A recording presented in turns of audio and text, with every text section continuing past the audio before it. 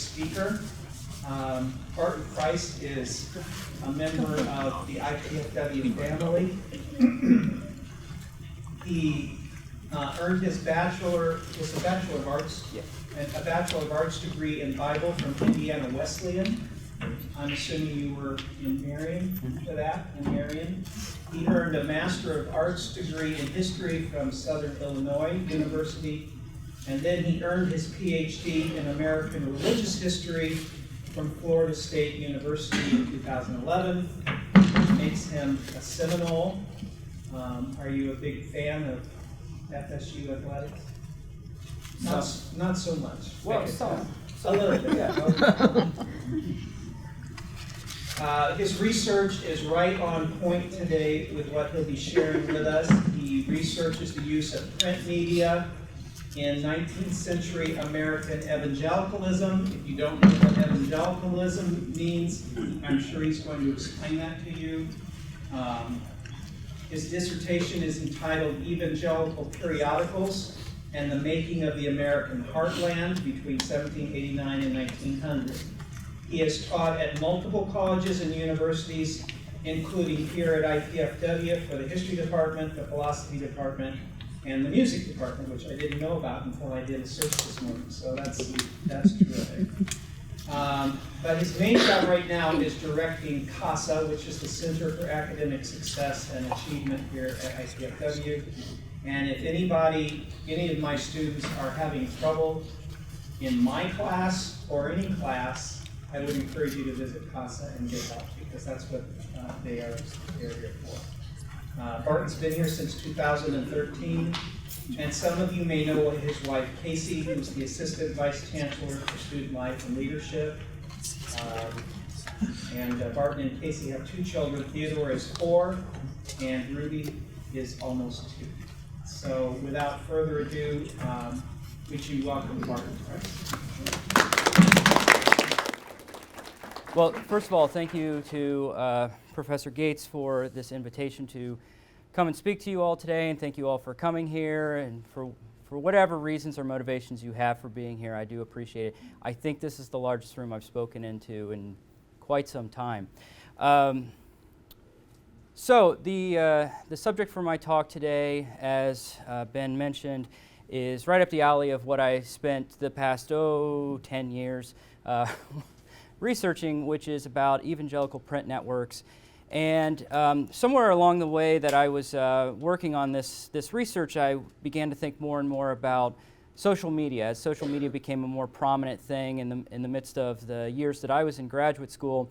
And I thought to myself, wow, that's a really great concept to begin to think about how evangelicals communicated with one another in earlier centuries where there wasn't so much digital media, but the idea that technology advancements, particularly with how to produce print media, influenced how they communicated with one another, the sheer scope, the size of the people that they could communicate with one another, the pace at which they could communicate with one another, as well as really these ideas of virtual communities or print communities that were formed out of these. And what I saw as the backdrop to understanding how it is that these communities began to think of themselves as communities, and really honing in on how regional identities were formed as a result of this. I'll touch on some of that in here. So how I'm going to speak to you today is really 2 parts. I'm going to go over some things that I've got here on the screen, and then in typical academic presentation format, I have a paper to read to you as well. But that'll be the second half. And hopefully there will be enough time at the end that if you have any questions, I'd be happy to talk things, to answer any questions you have, or explain things in more detail.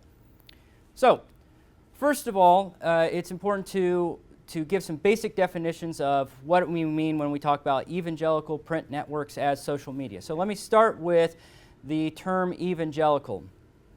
The term evangelical comes from actually a Greek word, euangelion, meaning the good news or the gospel. So when we talk about evangelicals, these are people who are really latched on to the idea of preaching the gospel of Christ. There's a great deal of debate amongst historians, and probably just as much debate amongst evangelicals themselves, about what makes an evangelical an evangelical? Who are evangelicals after all? This has also become a more recent point of discussion once again, because you're seeing that evangelicals have very diverse voting patterns. It sometimes depends on state by state, but it also depends on what certain values you might have. And so a lot of my friends and colleagues in the field of American religious studies right now are trying to grapple with, these are not the kinds of evangelicals that we have studied. They are doing things very different than what we would expect that they should do. In some cases, they're doing things very much like what we would expect that they would do. So who are these evangelicals? Well, David Bebbington, who's a historian either from Ireland or England, I can't remember. He's Irish, but I can't remember what university he's at currently. And actually, I think he moved to Harvard, so he's from all over. He wrote a book in the early 90s in which he tried to outline what he saw as 4 important characteristics of evangelicalism. First and foremost is a focus on conversion, religious conversion, and really the expression of conversion as discussed in the theological workings of people like Jonathan Edwards and John and Charles Wesley and others, the idea of conversion as a new birth experience, that a person is born again. Now, evangelicals in the 1970s would latch onto that word and begin to refer to themselves as born-again Christians. But this idea that you have a distinct moment of religious conversion that defines you as previously not following Christ and now you are following Christ. And there's a distinct moment to identify that. Secondly, Bebbington said that there's a focus on biblicism. And by that, what they mean is that they look to the Bible as the primary and in many cases the sole authority of religion. This is an ongoing extension of the Protestant idea of sola scriptura, the Bible alone. And beginning to focus more and more on how the Bible, all that you need to know about matters of faith really are in the Bible. Third, a Christocentrism, or sometimes called Christism.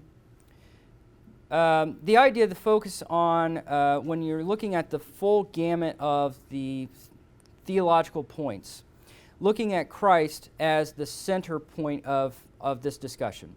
And again, if you believe in a conversion, a personal conversion, the personal conversion involves a recognition of Christ's role in the crucifixion and the resurrection to conquer sin and death, as well as time goes on, more and more of a focus on an individual's relationship to Christ.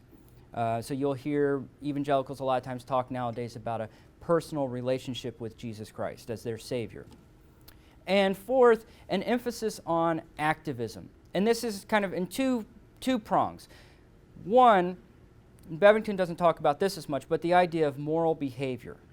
How does a person act as a result of his or her conversion? And secondly, and this is really Bebbington's more focal point, is activism in the sense of social activism. How are evangelicals to act in society, and particularly society that is in a fallen world? And what Bebbington had been very interested in when he was writing about this was he was interested in the ways in which evangelicals, and particularly he was interested in Methodists, how they did things like worked with orphanages or visited people in prisons or helped with some education reform or just additional things like Sunday schools in England. So, and this has a continuation into the American tradition as well. The 19th century evangelicals were oftentimes involved in the discussions about abolition, involved in the discussions about women's rights, involved in populist politics, the idea that the everyman should have a role in at least deciding who should be in government. As well as some evangelicals were involved in certain economic disparity issues as well in the 19th century. And we see this even continuing into the 20th and 21st century. This is why political scientists and American religious historians and journalists are always trying to grapple with why it is that evangelicals vote and act the way that they do, especially during election seasons. Okay, next, understanding evangelical history and understanding the historical examples specifically that I'm pointing to. So, people who write about the history of evangelicalism will look to two major movements, and there's debate about historians as to whether or not we should call them Great Awakenings. It's just easier to talk about them as two distinct moments called the Great Awakenings. The first one happening in the 18th century, roughly between the 1730s and 1750s. Of course, there's precursors to it, and there's kind of aftermath to it, so we use these date demarcations kind of loosely. And then a second Great Awakening, which many historians would point to the Cane Ridge revivals in around 1800, 1801, and continuing into the 1830s with Charles Grandison Finney's revivals into the 1820s, 1830s. But again, there's some sort of spillover from that too. My own research into 19th century evangelicalism tends to go more into 1850s, 60s, and 70s, and that's mainly because when I was studying their newspapers, neither of the Methodists or Baptists that I studied really started any of their own newspapers until the 1850s and 1860s. So we're going to look at two specific historical examples to understand how evangelical print networks worked in history. First, I'm going to talk to you about Jonathan Edwards. And Jonathan Edwards, who wrote originally it was just a like 8-page letter to a minister in Boston in which he described the local revival going on in his church in Northampton, Massachusetts. He did not give it the title, but there were some, as I'll explain a little bit more in a minute, people who read this letter gave it the title, A Faithful Narrative of the Surprising Work of God. And that's an abbreviated title to a much longer one about the conversions of the people in Northampton, Massachusetts between this date and this date. It's a very long title. It is this piece of work that makes Jonathan Edwards a star. If people had just read Sinners in the Hands of an Angry God, he would not have been that popular. This is the thing that makes him a popular figure in American Protestantism. The second historical example that I'll point to is focusing very specifically on my own research on Methodist and Baptist newspapers that were published in St. Louis, Missouri, and they commenced between the 1850s and 1860s, and I bring in a few examples from the 1870s as I'm pulling in relevant quotes. Those two papers would remain in St. Louis up until 1900, and both of them moved out of St. Louis in 1900 to Kansas City, Missouri, and that's a story for a different time. But those are the examples that I'm specifically drawing from here. I want to talk to you a little bit about print media to understand why to study print media and to think about it as such an important communication tool. First of all, it should come as no surprise to historians of print and historians of Protestantism that these two phenomena occur at nearly simultaneous moments. If you take a providential view of history, you would say, aha, that's because God laid the framework for that. But the use of movable type in print began in the 1450s. Protestantism as a movement begins just 60 to 70 years later in the 15 teens and 20s. And it is the use of print that helps to spread the message of the Protestant Reformation, particularly in continental Europe at first. In 1521, I believe it is, when Martin Luther is brought before officials from the Roman Catholic Church and asked to defend why he challenges the Catholic Church's teachings on certain things, one of the things they do is they lay out on a table everything that Martin Luther has written in the past 6 years.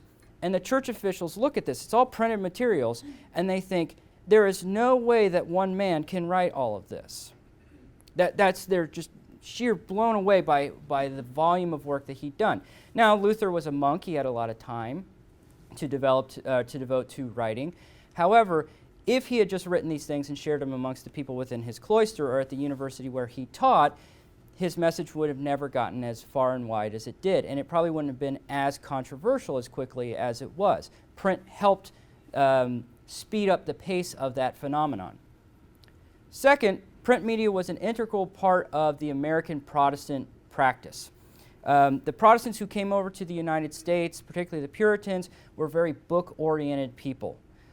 They believed in very serious Bible study. They also believed in reading devotional literature, and this devotional literature originally was published out of certain printing centers in England, but very early on you see the development of printing going on in places like Boston and later Cambridge as points of publishing their own local authors of devotional literature. Third, printed periodicals were products of expanding commercial networks and technological innovations. And what I mean by this is that we turn our attention more so in the later 1700s and continuing through the 1800s of periodical literature. And what I mean by that is literature that is produced and serialized at certain intervals, particularly monthly and weekly intervals. It won't be until the end of the 19th century that you really see daily newspapers. And the pace at which you could produce these periodicals had a lot to do with how quickly you could distribute them and how quickly you could produce them. So as technological innovations for the transportation revolution or industrial production, steam-powered production, quickens the pace of how you can produce materials and distribute them. It's also a product of commercial networks. So when we see how distribution chains of these periodicals operate in the 19th century, in many cases they're following along where other things are distributed. If you look at how, like why, for example, there are publishing hubs in places like New York, Philadelphia, Boston, but then into places like Nashville, Pittsburgh, Cincinnati, note the transportation ways that there are. They typically were using the riverways first and foremost as ways to distribute these. Later, with the expansion of the railway network, you have other places like St. Louis, Chicago, Kansas City become publishing hubs at the end of the 19th century. This far and wide distribution of periodical literature is really important to understanding the sheer scope of readership that some of these periodicals have, and how these people begin to participate in what I have referred to as textual communities, communities of people who are reading the same texts, and how that influences how they think of the world around them and the other people who are reading these. And then lastly, understanding that periodicals, as they become more diversified in American society, how they begin to reflect the different religious, political, social, and commercial interests of people. So periodicals become more and more diversified in the 19th century because they're meeting certain niche markets. As we see the expansion of party politics in the 19th century, for example, you have local party-oriented newspapers. You also have newspapers that are trying to get all people of a particular party on board. You also have the religious denominations beginning to embrace their own specific denominational periodicals as a way of getting getting their members to be on board with the basic points that the church wants to teach. What we also see happening over time is a diversification in terms of region. So most of the early publishing is going to happen in the East, particularly in the Northeast, although places like Richmond and Savannah would be important early Southern publishing places. But as you get further west, because of the slower time of distribution from New York to St. Louis, for example, there was a need to publish periodicals further west to serve Western readers, because it would take multiple weeks before something got out there. And so this is where you see places like Cincinnati and St. Louis become more important, because the readers further west want information in a more timely manner. That also changes the kind of content that there is in those papers, because it's catered more to the reading interests of the people in that region. So readers' interests influence content, and that's why you can see these diversified forms of periodical literature. Also, understanding how we can look at these as examples of social media. Now, when we talk about social media nowadays, we think about certain platforms. In fact, I was looking up a good definition of social media, and the first thing that it says is websites or apps. Websites or apps. Well, websites or apps are really just a phenomenon of the past 20 years. So we have to think about websites and apps as really an example of, think of it in a different category. Think of it as platforms. And what I mean by platforms is really any kind of way in which people engage content. So if you were to rewind 200 or 300 years, you have to think about the platform is the printed page. If you're to rewind 50 years, you would think of the platform as television. If you rewind 100 years, the platform is radio. All of these can be understood as social media in the sense of media being the communication channel by which content reaches people and the ways by which people reach people. So when we think of it that way, then we have to say, okay, what does the platform really do? It allows people to create content. It allows people to share content. It allows people to consume content. And it does allow people to communicate directly or sometimes indirectly with one another. Now, in the digital environment, we're able to communicate with a much wider set of people in a much more timely or near immediate method. Let me give you an example.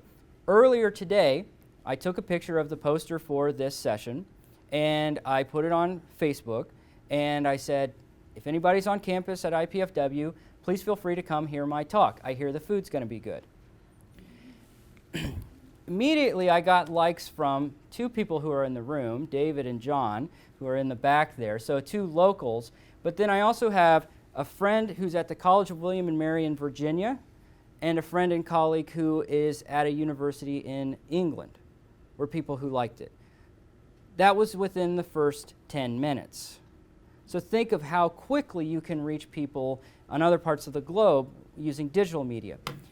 The speed at which this happened in the print media is much slower, but still people across various distances could communicate with one another. And that's really what social media is about. It's about how these people can communicate with one another and then how they can share certain content.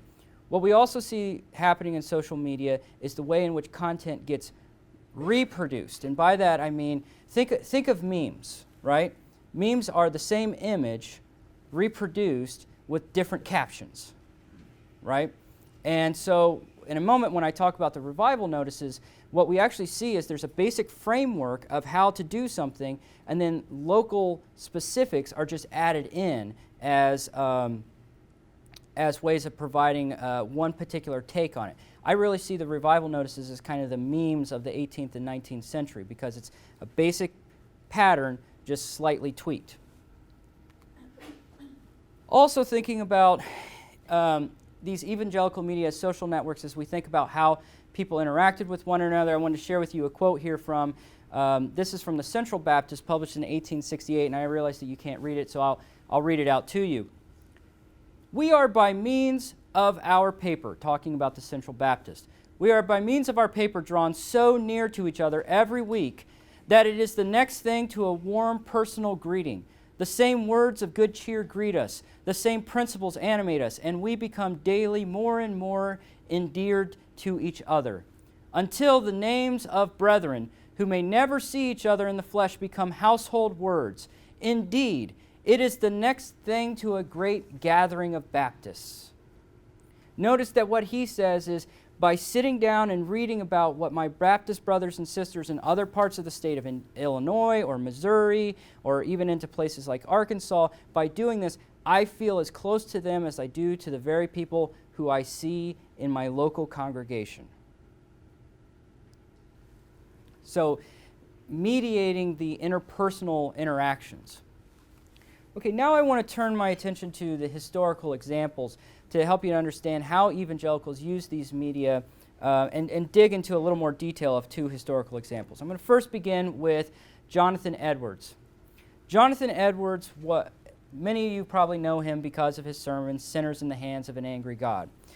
Historians of religion also know him as one of the most voluminous theological minds of the 18th century.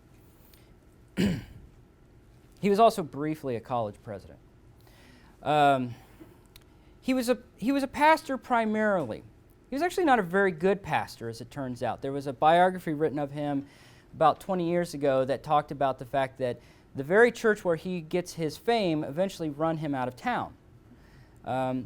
He was not well liked, and if you've ever read Sinners in the Hands of an Angry God, it's not the kind of sermon that's very warm and fuzzy about, well, it's warm, it's hot, but it's not exactly a feel-good sermon. The other thing is that there are accounts of Jonathan Edwards when he was preaching. He never really looked at his parishioners. He either stared down at the text of his sermon, or when he did look up, he looked past everybody and straight to the back of the church. So he wasn't a particularly successful pastor or really a successful preacher necessarily. He was a very successful theological mind. But to become such a successful theological mind, he had to get an audience, other theologians to listen to him. But Edwards was not at the hub of theological activity in America. He was removed from Boston as the center of that theological activity into a western kind of frontier town in the Connecticut River Valley. And beginning in the 1730s, there's a series of revivals at various places along the Connecticut River, and in one instance there's a report of a revival that happens in his hometown of Northampton. Well, prior to his writing about this, Edwards had always aspired to be more involved in the intellectual circles, not only of America, but in the transatlantic, the English and American axis. He attempted to get published in something called the Philosophical Transactions of the Royal Society, which was a collection of natural philosophers, or what we would now think of as scientists. In 1723, Edwards wrote observations. Here he was as a young man, not even 20 years old, if I remember correctly.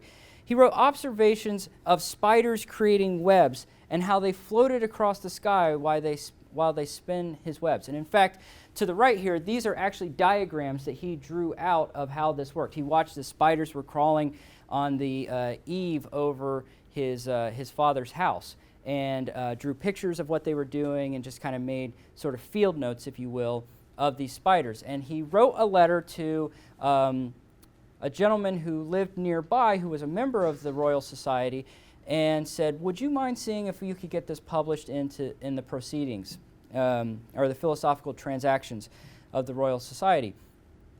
Well, he didn't actually get published in that, but it's an indication of how he wanted to be accepted as an intellectual within a larger network of intellectuals.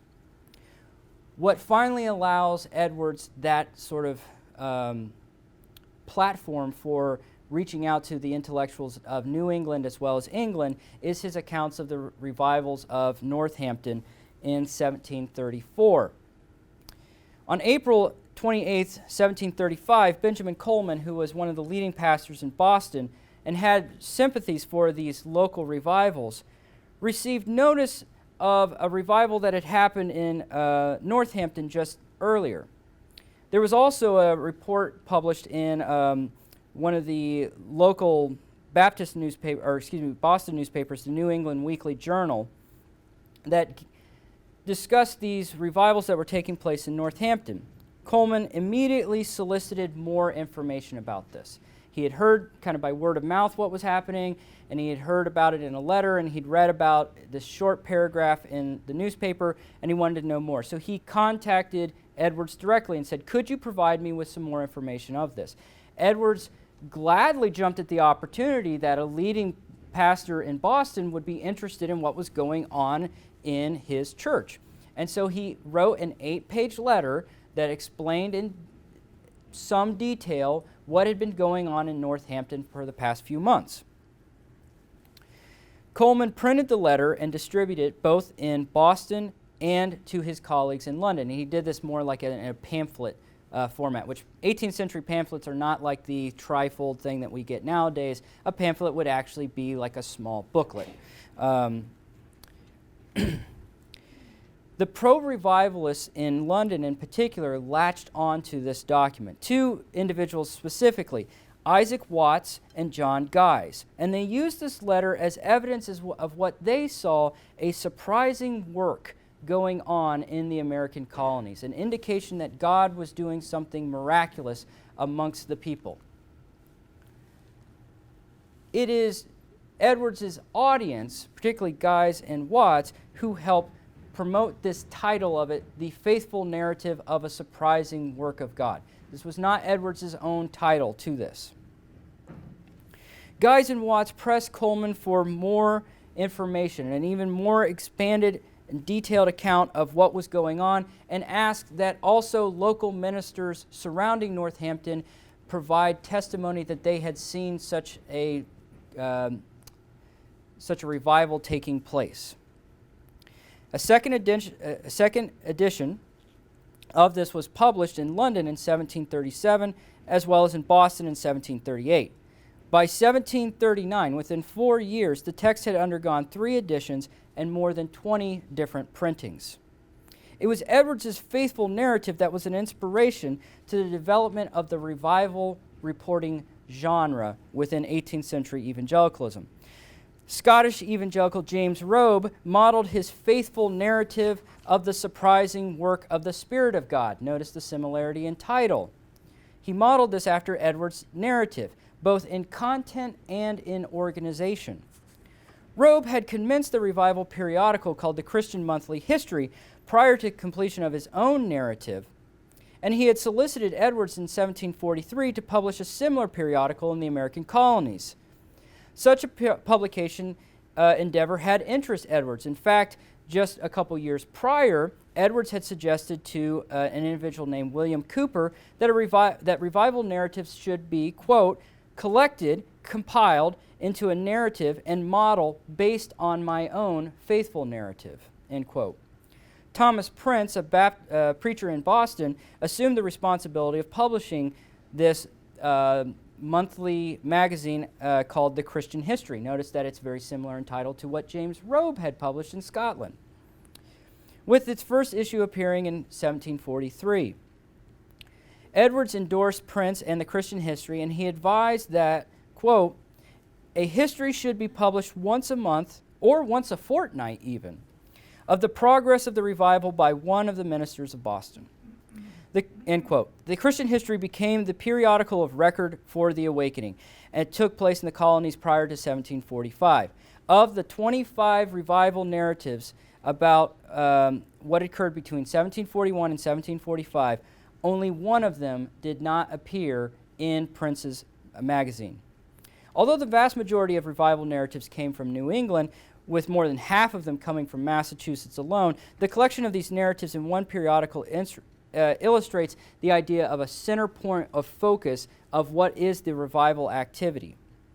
As people encountered these narratives and notices of itinerants who traversed the Atlantic seaboard, they gained a sense that a great awakening was in fact taking place among them, and that they were gathered into a unique moment in time, potentially to usher in the millennium, and a unique literary space to prepare them for such an event. And in fact, later revivalists in the South into the 1750s still looked to these old magazines as a framework to understand the revivals that they're trying to promote in their colonies.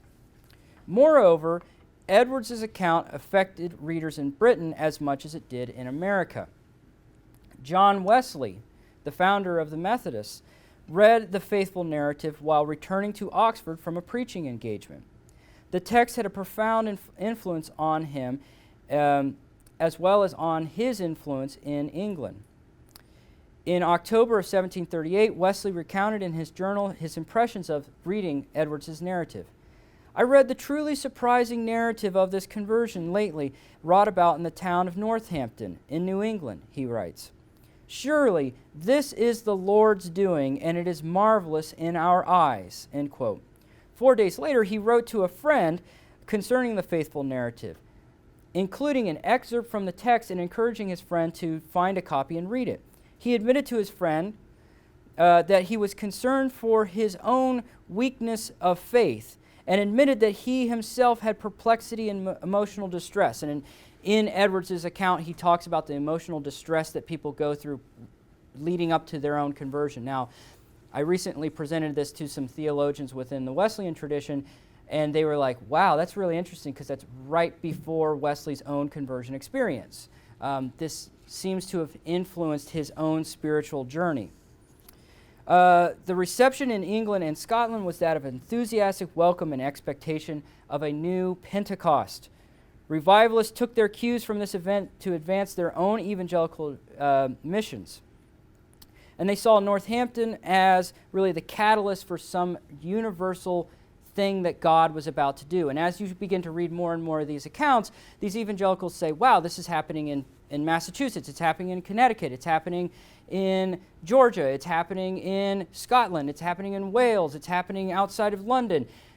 This is something bigger than just my local thing, right? It's actually a trending topic, if you will, to use modern day social media language. A century later, the religious periodicals of the Mississippi Valley, excuse me, I want to pause. I actually want to say something else about this. When Edwards advised that there were these local accounts written, he specifically wanted to see them follow the same narrative framework. And he said there were 11 points of what this narrative of a local revival should include. And so that I don't have to turn my backs to you again, I want to say that there was basic things like, tell us about the town a little bit. Tell us about the events that led up to the revival. Tell us about the demographics of the people in the town and which demographics were more likely to experience conversions or not. Walk us through the psychological processes that a person encountering a conversion actually has. In fact, at one point in Edwards' own narrative, he talks about a man that was so distressed over his own sinfulness, he put a knife to his throat. And it has to be talked away from committing suicide. And in the course of being talked down from suicide, he realizes that as a sinner, he is supposed to be redeemed by Christ. And his life is transformed. He also says to talk about whether or not the revival has ended. Did it have a season, or does it have kind of lingering effects? In subsequent narratives, they follow this formula. This is what I mean when I say there's kind of a meme element to it. It's the same thing replicated over and over and over again. When we turn our attention to the 19th century, if you fast forward 100 years into the middle of the 19th century, there's actually some of these same phenomena still going on. The Methodists and Baptists that I studied in and around St. Louis are very interested in continuing these narratives of local revivals, and very much interested in continuing these stories of local revivals as they think about these local revivals going on at the same time, and that indicates something bigger is happening than just the local event. This also has an effect on how they think about the world around them, and they begin to take a much greater interest in the events of Illinois, Missouri, Iowa, Arkansas as time goes on. And this, I think, is the roots to how they begin to think of a region of these states collected together as something distinct from what's going on in New York or Philadelphia.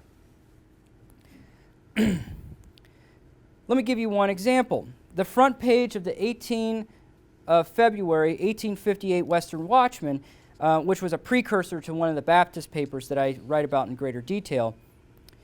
But the front page gives 3 notices of revivals taking place in Illinois and Missouri.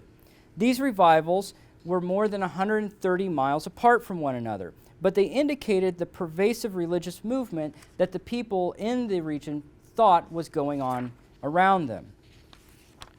In Quincy, Illinois, the Vernon Street Baptist Church had been holding, quote-unquote, evening meetings for several weeks, end quote. In Springfield, Illinois, a Baptist observed that our brethren still laboring in this glorious revival. Meanwhile, in Clark County, Missouri, the Reverend William Yachton says, quote, we have been holding protracted meetings with Bethlehem Church, end quote, resulting in the addition of 13 new members to the church. Likewise, the Central Christian Advocate, which was a Methodist paper, recounted similar revivals, and in fact at one point had a revival column. In every week's install, there was a column devoted just to local revival notices. And editors were very conscious to try to pick up different local revival narratives that seemed far apart from one another to suggest that the farther apart they were from one another, the greater breadth of which God was moving amongst the people in the church. Readers took an interest in the affairs amongst their brethren in other locations. The Central Baptist published a letter in 1879 from a reader in Iowa who was very interested in what was going on amongst the Baptists in Missouri and Illinois. Quote, in Iowa, we like to know what the Baptists in other states are doing. If they are advancing, we want to rejoice with them, he continued. Do others want to know about us? We we're vain enough to think that maybe they do, and for that reason, let me provide you with notices of what's going on in our church. The author then offered information about local congregations in Iowa as well as other things that were going on in the state at that time. The periodical page itself also served as a kind of common space for these people to interact with one another. Readers in a variety of locations encountered the same information by reading that information on the exact same page. This also compresses the idea of time. So like local revivals that may have happened a couple weeks apart from one another now exist on the same page, indicating to the reader that these are more immediate in time than actual calendar dates. Because the periodicals allowed readers to interact through virtual spaces and times, the periodicals served as the media through which readers created larger social networks for themselves. For M.M. Buford of Denver, Illinois, his commitment to Baptists in Missouri was equal to his commitment to his devotion to the paper itself. And he says, I feel a deep interest in the welfare of Missouri Baptists, whether I am capable of expressing it or not. He said, I love this paper, and I love it no less in truth. I could not do well without it, because without it, he would not know what was going on amongst his Baptist brothers and sisters. What is also interesting about what's going on with these papers is that it begins to collapse different spheres that had been understood to be very separate from one another. One set of spheres, the public and private sphere, another set of spheres, the sacred and profane spheres. And so let me explain this to you as best I can without having to read to you my actual paper. Public sphere was understood to be something that was separated from the individual. It was something detached from the individual opinion and was more about the collective expression. It was a place in which people could express their ideas, but that consensus was built out of it. By people sharing personal accounts, the private sphere of a person's life experiences is now put out there for people to consume. And we all do this if we participate in social media nowadays, right? We say something about what's going on in our day, and we now make something very personal or private something that can be publicly consumed within our own social networks. This very same thing is going on when people talk about, they share their own personal conversion experiences, or they share their personal revival notices, or any number of things that are very localized information. Personal spheres, or private spheres and public sphere, the public sphere becomes a product of a collection of private spheres projected outward. At the same time, all of this public information is consumed in a very private space because readers took this paper and brought it home into their own private worlds and read this. And in fact, over time, the way that these papers developed was to encourage reading at home. At one time, they were understood to work more in like social groups would gather and read these. They did this by saying, like, if you can get 10 people to be part of a reading group, we will knock off a certain amount from your subscription. Instead, over time, by the late 1860s and into the 1870s, you have the development of family departments. And by that, what I mean, there was a women's section, there was a children's section, and actually how these were laid out on the pages was that the paper itself could be taken apart. Like how we read the paper nowadays, you would give somebody the sports section, but I'm going to hold on to the front section, right?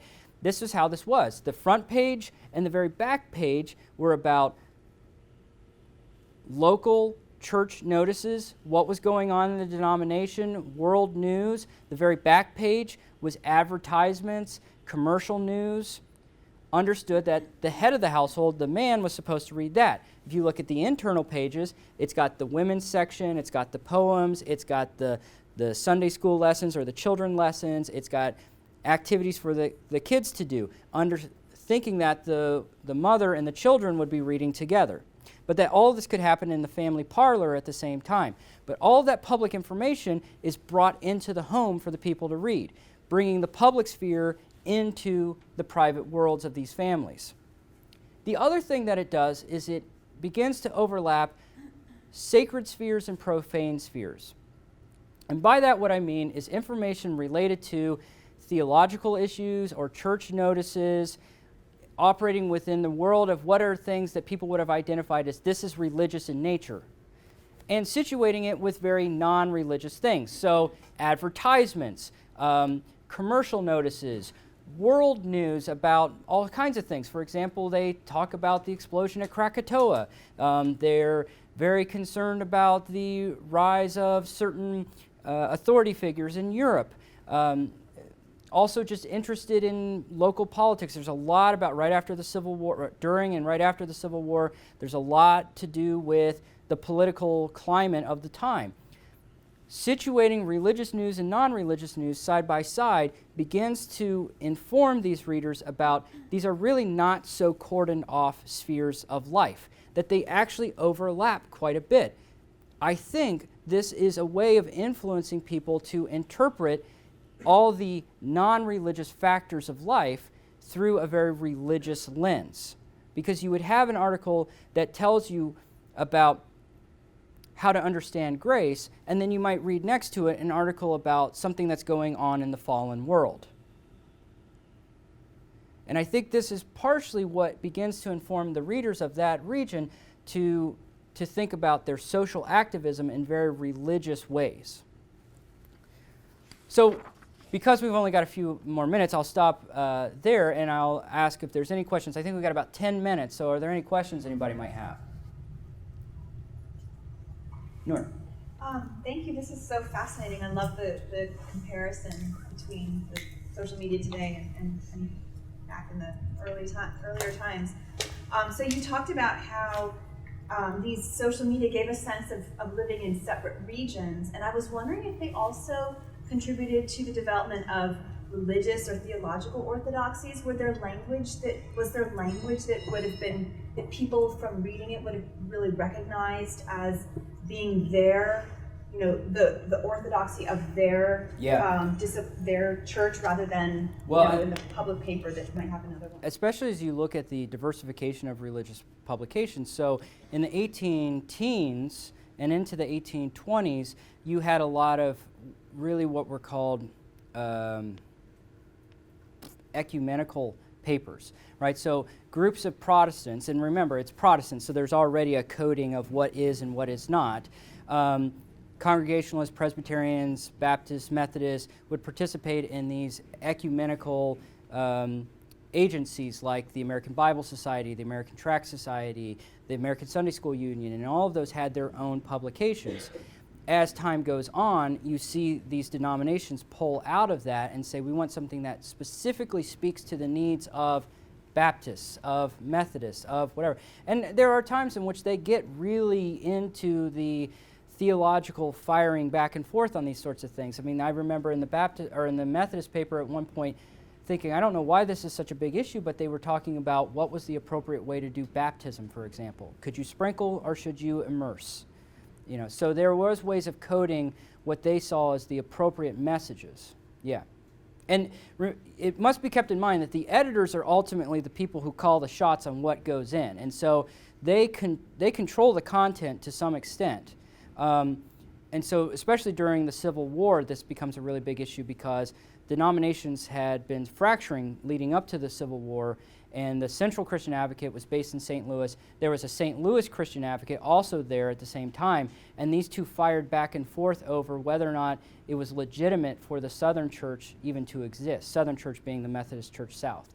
I could go into more detail about that, but it's a really interesting battle that goes on between those two papers. Other questions? Arden, could you explain to the students what it was about this topic that interested you? Why were you drawn to this in graduate school? Sheer luck. So I had, when I was doing my master's, I was interested in taking a more study of the Midwest approach to American religion, something there's like me and 4 other people that actually care to study religion in the Midwest, and nobody was really writing about it at the time. All of us came out of grad school at almost the exact same time, as a matter of fact. So I began researching Methodists in Southern Illinois when I lived in Southern Illinois, and looking at their foundations in the 1850s, and I was immediately drawn to the fact that they went over and over and over again about how if the newspaper that we've created fails, it is an indication to the rest of the denomination that we here in this part of the country really can't do anything on our own. We have to be dependent on people, particularly in New York and in Boston, and et cetera. And I thought, well, that's a really interesting dynamic to think about, an institution or a product of the church, to think about it as speaking to regionality. And since I was wanting to do a regional scope, I said, well, I'm going to look at these papers as a way to think about it. And I was also very intrigued with the idea of naming it Central.